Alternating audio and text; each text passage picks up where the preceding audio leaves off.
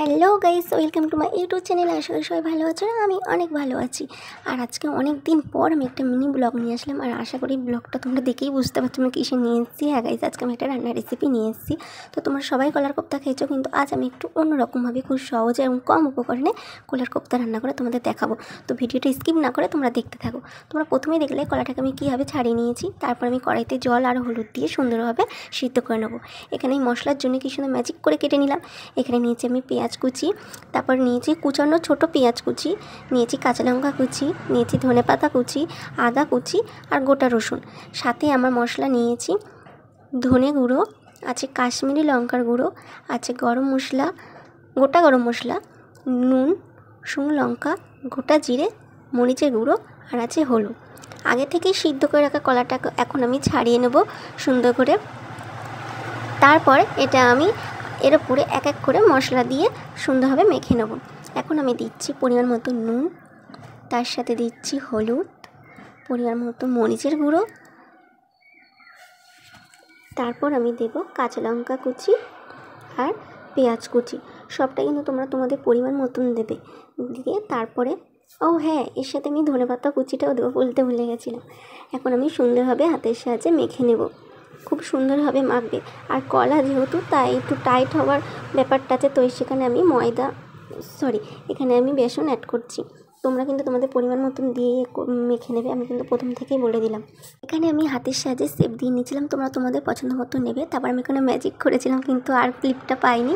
তো আমি কড়াই বসিয়ে দিয়েছিলাম। দিয়ে আমি কড়াই তেল দিয়ে গোটা শুকনো লঙ্কা, গোটা গরম মশলা, গোটা জিরে, তারপর গোটা রসুন, পেঁয়াজ কুচি, আদা কুচি দিয়ে হালকা করে ভেজে নেব। খুব ভালো করে ভাজবে না, কিন্তু একদম হালকা করে ভেজে একটা বাটিতে তুলে রাখবে।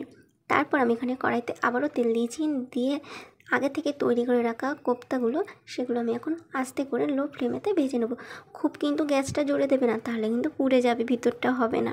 তো আমি এখানে দেখতে পাচ্ছ সব সুন্দর করে কত সুন্দর ভেজে ভেজে তুলে নিয়েছি। আর লাল লাল করে একটাও কিন্তু পুড়িনি। ঠিক এইভাবে কিন্তু তোমরা ভেজে নেবে। তারপর আগের থেকে রেখে দেওয়া ভাজা মশলাটা আমি কি সুন্দর ম্যাজিক করে বেটে নিলাম, দেখতেই পাচ্ছ। তারপর আর কি কড়াইতে তেল দিয়ে গোটা জিরে দিলাম, দিয়ে তারপরে মশলাটা দিয়েছি। দিয়ে হলুদ, নুন পরিমাণ মতন দিয়ে এখন মশলাটা আমি কষিয়ে নেব। খুব সুন্দর করে কষাবে কিন্তু, যাতে তেল ছাড়ে, নাহলে কিন্তু ভালো লাগবে না। তারপরে এর সাথে আমি অ্যাড করব কাশ্মীরি লঙ্কার গুঁড়ো, সাথে থাকবে ধনে গুঁড়ো। দিয়ে আমি খুব সুন্দরভাবে মশলাটাকে ভেজে নেব। আর এই প্রথম ভয়েস দিচ্ছি, তো তাই জন্য খুবই বেঁধে বেঁধে যাচ্ছে। তো এটাকে তোমরা স্কিপ করবে, একদমই গুরুত্ব দিও না। তোমরা কিন্তু রান্নাটার দিকে একদম ফোকাস করবে। তারপর আমি উষ্ণ গরম জল দিয়ে আবারও মশলাটাকে আমি সুন্দর করে কষিয়ে নেবো। গরম জলটা দিলে তরকারির টেস্টটা একটু অন্যরকম লাগে, তাই জন্য আমি প্রথমে একটু গরম জল দিয়ে ভালো করে কষিয়ে নিয়েছি। তারপর তোমরা তোমাদের পরিমাণ মতন জলটা দেবে। গরম জল দিলে খুবই ভালো হয়, এখানে আমি গরম জলই দিয়েছিলাম। তোমাদের পরিমাণ মতন জলটা দেবে, দিয়ে সুন্দরভাবে তোমরা ফুটিয়ে নেবে। দেখতেই পাচ্ছ এখানে কত সুন্দর ঝোলটা ফুটে গেছে। তো আমি এখন আগের থেকে ভেজে রাখা কলার কোপ্তাগুলো এখন তরকারির মধ্যে দিয়ে দিচ্ছি। দিয়ে আমি এখন 2 থেকে 3 মিনিট খুব সুন্দর করে ফুটিয়ে নেবো। আমাদের এখানে কলার কোপ্তা রেডি হয়ে গেছে। শুধু নামানোর আগে আমি একটু ঘি দিয়ে নিচ্ছি, তাহলে কিন্তু ফ্লেভারটা খুব সুন্দর আসে।